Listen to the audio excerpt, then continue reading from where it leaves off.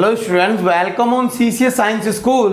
Last class में अपन ने electric field पढ़ी थी, ठीक है। तो उससे रिलेटेड अब अपन कुछ न्यूमेरिकल करने जा रहे हैं। जैसे आपके बुक का एक न्यूमेरिकल है, what is the magnitude of electric field that balance weight of an electron. ठीक है, उस इलेक्ट्रिक फील्ड की वैल्यू फाइंड आउट करो, उसका मैग्नीट्यूड बताओ, जो आपके एक इलेक्ट्रॉन के वेट को क्या करती है, बैलेंस करती है। तो बच्चों ध्यान देना, अगर मान लो जैसे ये आपके कोई एक इलेक्ट्रॉन है E माइनस, तो सर इसका weight downward W equal to कितना होगा, M into g. M into g weight force होता है ना। अब इसको बैलेंस कर रहा है कौन, इलेक्ट्रिक फोर्स। तो सर चार्ज केवल इलेक्ट्रॉन का एक ही चार्ज है, एक चार्ज पे लगने वाला इलेक्ट्रोस्टैटिक फोर्स का फॉर्मूला क्या था, वो अपोजिट डायरेक्शन में लगेगा। सर क्या था, क्यू इंटू कैपिटल ई। बोलो होगा कि नहीं होगा। अगर ये फोर्स इसके इक्वल हो जाए तो बैलेंस हो जाएगा। तो अब अपन बोलेंगे आपके क्या, इन इक्विलिब्रियम। तो जैसे अपन इक्विलिब्रियम लेंगे बच्चों, सब ध्यान देना, weight force of electron is equal to Q into E. तो इलेक्ट्रिक फील्ड कितनी होगी, वेट फोर्स कितना है, M into G upon charge E. Electron का मास कितना होता है, 9.1 इंटू 10 के पावर माइनस 31 kg। जी कितना लेना है, 9.8 दे रखा है, 9.8 अपॉन ई कितना होता है, 1.6 इंटू 10 के पावर माइनस 19 कूलम। तो अब अपन इसको सॉल्व करेंगे तो बच्चों इसको लगभग 9 के इक्वल मान लें। ये पॉइंट से पॉइंट रिमूव हो गया, 2 से काटेंगे तो 4 9 और ये हो गया 8। इसको इससे मल्टीप्लाई करेंगे, कितना आएगा, नाम नाम 81 की 1 असल की 8, 9 चौक 36, 36 और 8 कितने होंगे, अरे 44, हो लोग ठीक है ना, बटे 8 इंटू 10 की पावर, ये प्लस के 19 यानी 30 में से 19 तो 11 और ये आपके हो गए माइनस के 12, अरे माइनस के 12 आएंगे क्या, 12 एकदम से माइनस के 12। अब अपन इसको सॉल्व करेंगे तो इलेक्ट्रिक फील्ड कितनी आ जाएगी, सॉल्व डिवाइड करो तो 5.57 इंटू 10 के पावर माइनस 11 न्यूटन पर कूलम। बोलो होगा कि नहीं होगा। तो इस प्रकार अपन ऐसे क्वेश्चन इजीली सॉल्व कर सकते हैं, ठीक है। तो ये तो बात होगी इसकी। अब अपन चलते हैं नेक्स्ट क्वेश्चन, क्वेश्चन नंबर 2। बड़ो शानदार क्वेश्चन है अपना, है ना। तो अब अपन क्वेश्चन नंबर 2 देखते हैं। Calculate the ratio of acceleration का रेशियो करना है of proton, deuteron, alpha particle in uniform electric field capital E vector. तो what is the mean by uniform electric field, uniform electric field का मतलब होता है E क्या रहेगा, कांस्टेंट, ठीक है। अब आपने पढ़ा था फोर्स का फॉर्मूला क्या होता है, Q इंटू ई। एक्सेलरेशन निकालना है तो M ए, है ना। तो A एक्सेलरेशन का फॉर्मूला क्या बन जाएगा, A बराबर Q into capital E upon M। यदि आप एक्सेलरेशन निकालना चाहते हो तो आपको चार्ज और मास चाहिए। और लास्ट क्लास में बच्चों मैंने आपको कुछ फंडामेंटल पार्टिकल पढ़ाए थे कि नहीं पढ़ाए थे, अरे वो इसलिए पढ़ाए थे कि तुम आज इन क्वेश्चंस को इजीली सॉल्व कर सको। तो बताओ, सबसे पहले बताते हैं अपन प्रोटॉन। तो यदि प्रोटॉन बाई साहब को अपन ले लें तो प्रोटॉन बाई साहब का एक्सेलरेशन कितना होगा, चार्ज कितना होता है, small E capital E upon mass कितना होगा, एम पी। Number 2 deuteron. तो सर ड्यूट्रॉन का एक्सेलरेशन कितना होगा, अरे ड्यूट्रॉन पे भी चार्ज बताया था, small a capital a upon mass कितना होता है, 2 एम पी। अगर बच्चों आपको पार्टिकल याद नहीं है तो ये आप क्वेश्चन सॉल्व नहीं कर सकते। लास्ट क्लास का वीडियो देखो और देख के इस क्वेश्चन को इजीली आप सॉल्व कर पाएंगे। नंबर 3 कौन है, अल्फा पार्टिकल। तो बच्चों अल्फा पार्टिकल का एक्सेलरेशन क्या होगा, A alpha is equal to charge कितना होता है, 2e capital E upon mass कितना होता है, 4 एम पे। ये कट गया तो 2 बचेगा। अब इनका रेशियो कर लो, प्रोटॉन का एक्सेलरेशन, न्यूट्रॉन का एक्सेलरेशन और अल्फा पार्टिकल एक्सेलरेशन का रेशियो क्या होगा, small a capital a upon m p. Ratio small a capital a upon 2 m p. Ratio small a capital a upon 2 m P.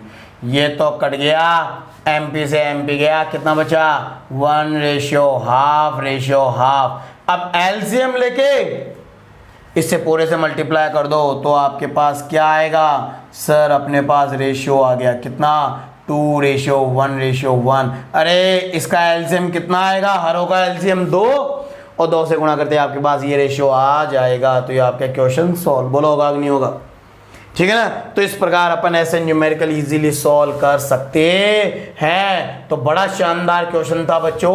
अब अपन चलते हैं आपके क्वेश्चन नंबर 3 पर।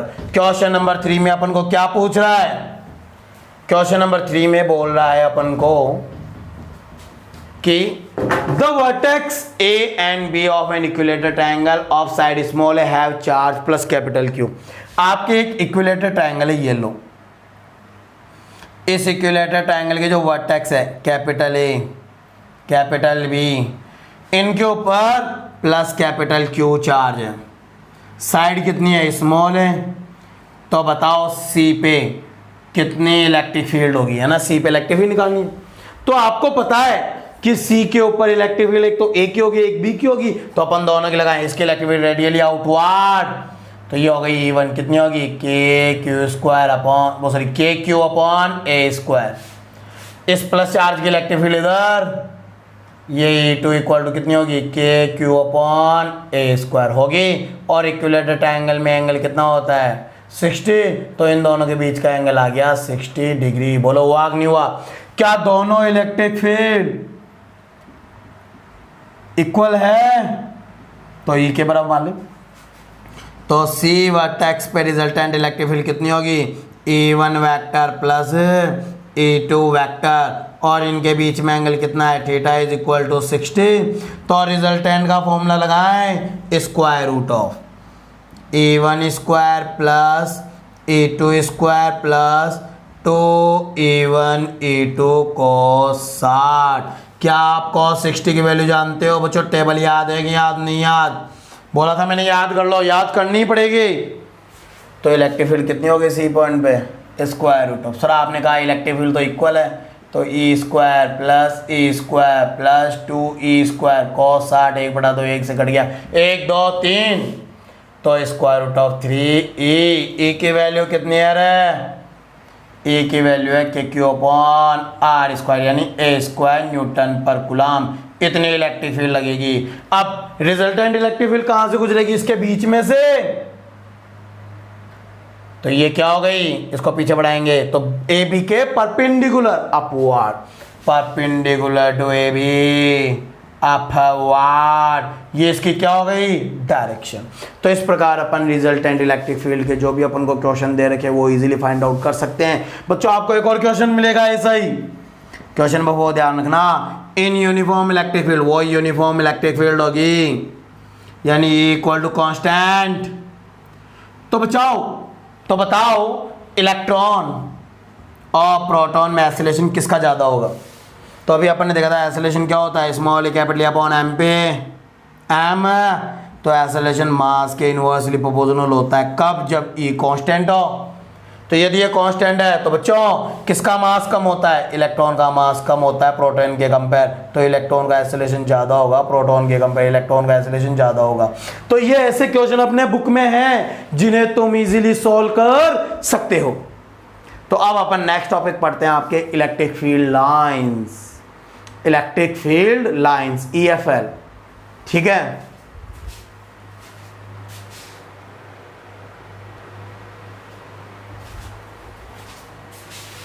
हेलो स्टूडेंट, तो अब अपन नेक्स्ट टॉपिक पढ़ते हैं अपने क्या, इलेक्ट्रिक फील्ड लाइंस EFL, ठीक है। तो sir what is the electric field lines. तो आप सभी ने देखा था कि जैसे अपने कोई पॉजिटिव चार्ज होता है उसके अराउंड एक वर्चुअल रीजन जनरेट होता है जिसमें another charge particle experience a force.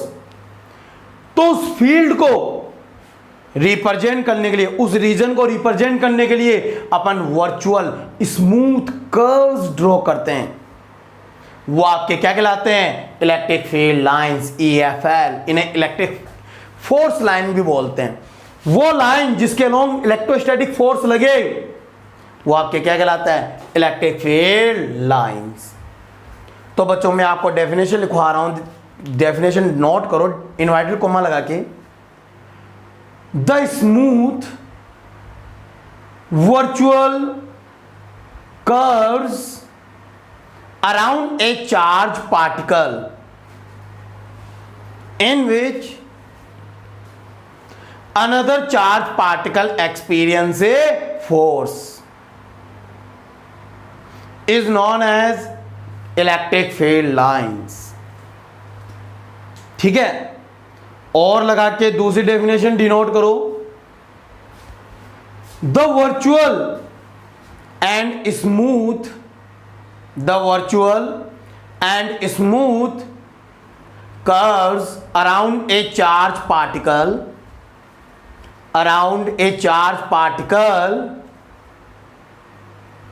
in which represent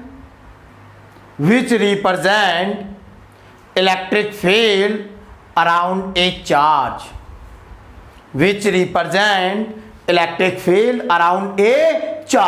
is known as electric field lines. तो उनको अपन क्या बोलेंगे, इलेक्ट्रिक फील्ड लाइंस। तो किसी चार्ज के अराउंड वो आपके स्मूथ वर्चुअल कर्व्स जो इलेक्ट्रिक फील्ड को रिप्रेजेंट करते हैं वो क्या कहलाते हैं, इलेक्ट्रिक फील्ड लाइंस कहलाती है ना। EFL represent direction of electric force on test charge, यानी टेस्ट चार्ज के ऊपर जिस डायरेक्शन में फोर्स लगता है वही फोर्स आपके EFL कहलाती है। ठीक है, तो इस टॉपिक से रिलेटेड अपनी प्रॉपर्टीज आती है, तो अपन इसकी प्रॉपर्टीज पढ़ेंगे। तो बच्चों हेडिंग लगा लो, properties of EFL, properties of electric field lines, EFL की क्या प्रॉपर्टीज है। तो नंबर 1 लिखना, पहली मैं लिखवा रहा हूं, लिखो। EFLs originate, electric field lines originate from positive charge and terminate at negative charge। यानी आपके जो इलेक्ट्रिक फील्ड लाइंस होती है ये पॉजिटिव चार्ज से तो ओरिजिनेट होती है और नेगेटिव चार्ज में टर्मिनेट हो जाती है। अब कैसे, अभी समझाऊंगा मैं।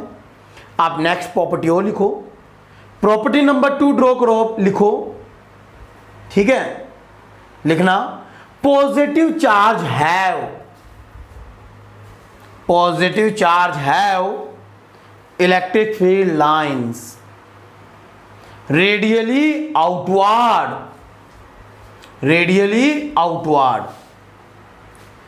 and negative charge have EFLs radially inward। तो बच्चों देखो, अब आपके ये क्वेश्चन इस प्रकार आता है, क्या capital Q greater than 0, draw the electric field lines. Electric field line draw करो। तो सर कैपिटल Q 0 से बड़ा है, इसका मतलब Q चार्ज क्या हो गया, पॉजिटिव।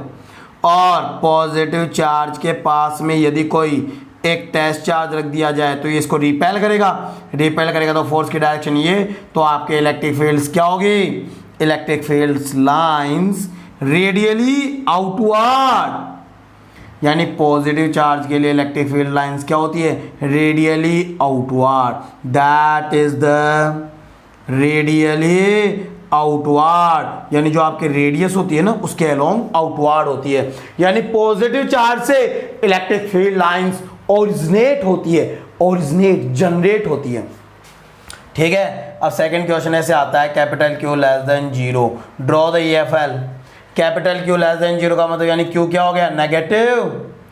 और नेगेटिव चार्ज के लिए इलेक्ट्रिक फील्ड लाइंस क्या होती है, रेडियली इनवर्ड। यानी वही ये आपके टेस्ट चार्ज को अट्रैक्ट करेगी तो इसकी डायरेक्शन होती है रेडियली इनवर्ड। तो बच्चों इस प्रकार तो ये आपके कहलाती है नेगेटिव चार्ज की डायरेक्शन क्या होगी, रेडियली इनवर्ड। ध्यान रखना ये इलेक्ट्रिक फील्ड लाइंस हमेशा परपेंडिकुलर, सीधी की सीधी, यानी नेगेटिव चार्ज पे इलेक्ट्रिक फील्ड लाइंस एंड होती है, ये आती कहां से, इनफाइनाइट से, और नेगेटिव चार्ज पे टर्मिनेट हो जाती है, और पॉजिटिव चार्ज से ओरिजिनेट होकर कहां तक जाती है, इनफाइनाइट तक जाती है। तो ये हो गया आपके दो प्रॉपर्टीज। अब नंबर थर्ड प्रॉपर्टी लिखो, ठीक है, नंबर थर्ड लिखना, electric field lines are continuous curve. Electric field lines are continuous curve.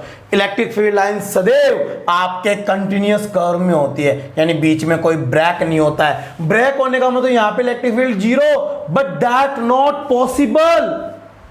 Electric field lines always in continuous curve, continuous curve में होती है, ठीक है। फोर्थ प्रॉपर्टी लिखो, लिखना बच्चों number 4, electric field lines EFL are in open loop, ठीक है, because it obey conservation law of charge, ठीक है। तो अभी तो ध्यान देना, इलेक्ट्रिक फील्ड लाइंस आपके ऑलवेज क्या होती है, ओपन लूप में होती है, यानी पॉजिटिव से नेगेटिव की तरफ ओपन लूप। ये कभी भी क्लोज लूप में ऐसे क्लोज लूप नहीं बनाती है, ये हमेशा क्या होती है, ओपन लूप में। क्यों? क्योंकि ये कंजर्वेशन लॉ ऑफ चार्ज को फॉलो करती है। जितने electric field line positive charge generate करेगा उतनी की उतनी नेगेटिव पे क्या हो जाएगी, टर्मिनेट। तो ये आपके क्या करता है, कंजर्वेशन लॉ को फॉलो करने के कारण आपके ये ओपन लूप में होती है, ठीक है। अब आपके नेक्स्ट प्रॉपर्टी लिखो, नेक्स्ट प्रॉपर्टी लिखना, लिखो the tangent on EFL represent direction of electric field,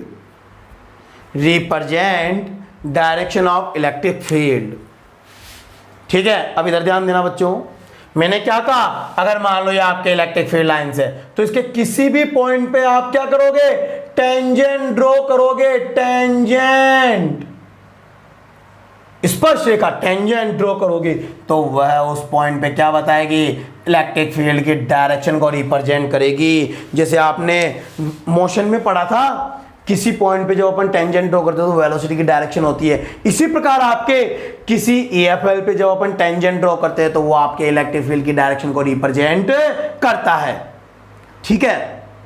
तो ये आपके प्रॉपर्टीज। नेक्स्ट प्रॉपर्टी लिखो, नेक्स्ट लिखना बच्चों, बड़ी इंपॉर्टेंट प्रॉपर्टी है, स्टार लगा लो इसके, लिखना, two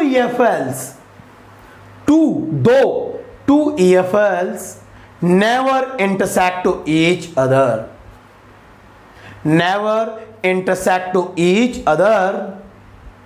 because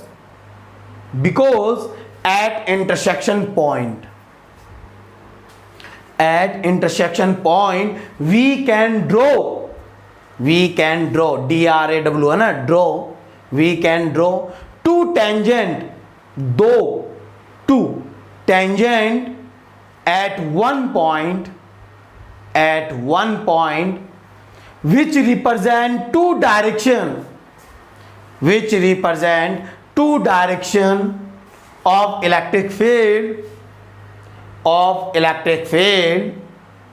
which is not possible. तो बच्चों एक ही पॉइंट पर दो इलेक्ट्रिक फील्ड कभी भी नहीं होती है, उनका रिजल्टेंट एक ही होता है। तो दो EFL कभी भी एक दूसरे को कट नहीं करेगी। अगर ये कट करती है तो यहां पे कितने टेंजेंट ड्रॉ कर सकते हो, दो। तो दो टेंजेंट का मतलब दो electric field, that is not possible, यह कभी भी नहीं हो सकता, ठीक है, एक ही पॉइंट पर दो इलेक्ट्रिक फील्ड की direction, that is not possible. तो ध्यान रखना बच्चों, बड़ी इंपॉर्टेंट प्रॉपर्टी थी ये, है ना। अब आपके नेक्स्ट प्रॉपर्टी लिखो, नेक्स्ट प्रॉपर्टी लिखाते हैं आपको, लिखो बच्चों next property. EFL have property, EFL have property of compression, EFL have property of compression, compress है ना, compression in length which represent attraction force, which represent attraction force between unlike charges, between unlike charges। तो बच्चों ध्यान देना, जब आपके दो charge Q1 और Q2 लेस देन 0 हो तो इसका मतलब ये कौन से चार्जेस हैं, अनलाइक चार्ज।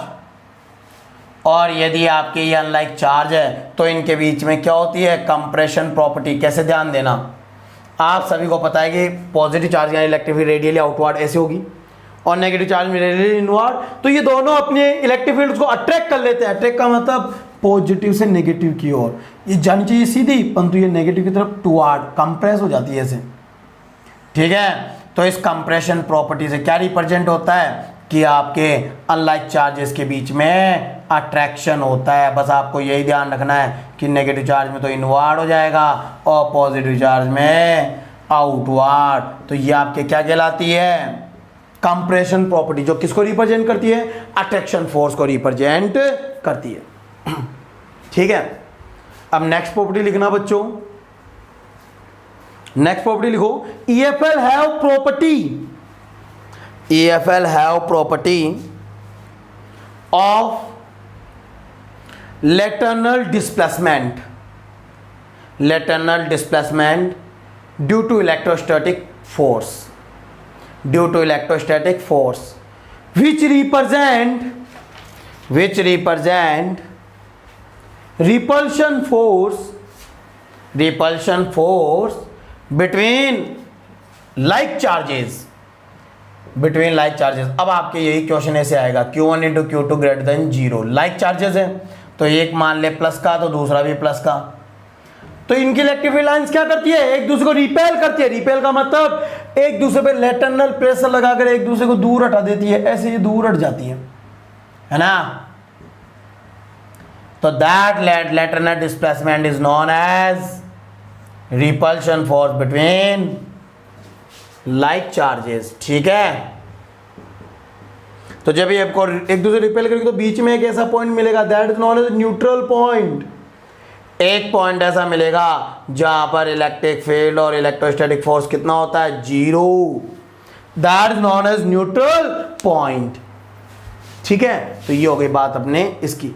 अगर ये नेगेटिव चार्जेस ले रहे हो तो इलेक्ट्रिक फील्ड लाइंस को अंदर की तरफ कर देना, ठीक है। अब आपके नेक्स्ट प्रॉपर्टी लिखो बच्चों, सेकंड लास्ट प्रॉपर्टी, वैसे तो और भी प्रॉपर्टी होती है पर तो अपनी इंपॉर्टेंट यही है। सेकंड लास्ट प्रॉपर्टी लिखो,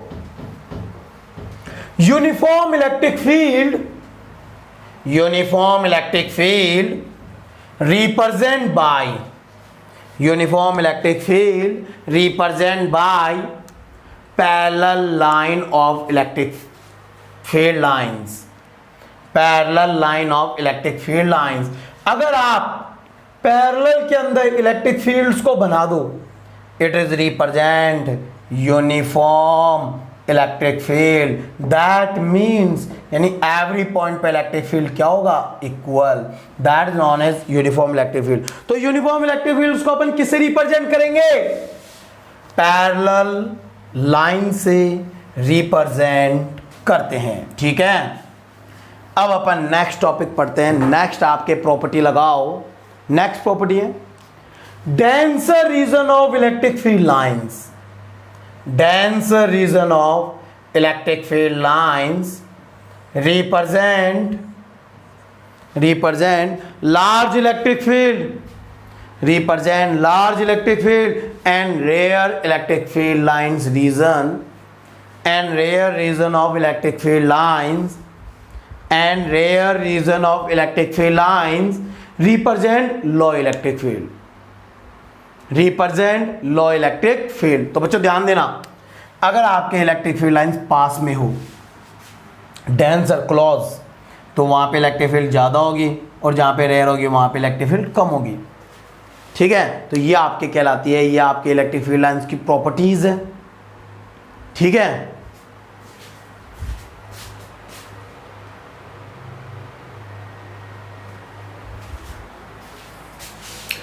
अब बच्चों अपन इलेक्ट्रिक फील्ड लाइन से रिलेटेड एक क्वेश्चन करते हैं। क्वेश्चन है ना, तो आपको जैसे डायग्राम में दे रखा है, ये डायग्राम दे रखा है ना,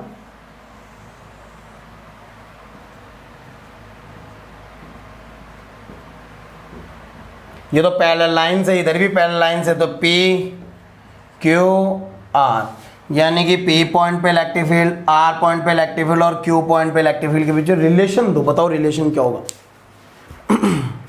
ठीक है, तो पता करें। तो बच्चों अभी मैंने कहा था, क्या कहा था, कि जो पैरेलल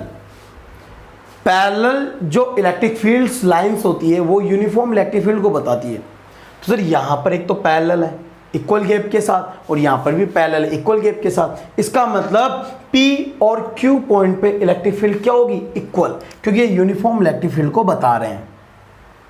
ठीक है, तो P और R पे इलेक्ट्रिक फील्ड लाइंस इक्वल होगी।